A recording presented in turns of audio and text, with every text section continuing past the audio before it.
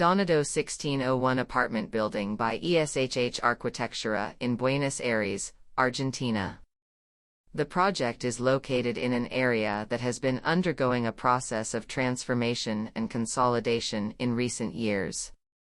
It joins two previous projects of the studio in the same area, defining the character of the neighborhood. It is a housing complex developed on 5 floors, with large private balconies and terraces in every apartment. The ground floor opens to a public linear park, towards which we projected commercial spaces and double-height access.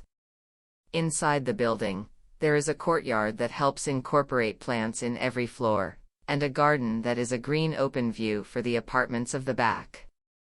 Given the scale of the building, there are multiple common use spaces projected, which are distributed on different floor levels. This creates an internal route connecting the basement, ground floor and terrace, that passes through open, semi-covered and closed spaces of different sizes, functions and characteristics.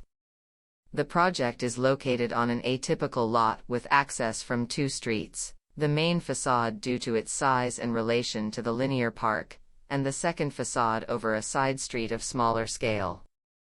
The image of the building is defined by a sunscreen that wraps around the entire front.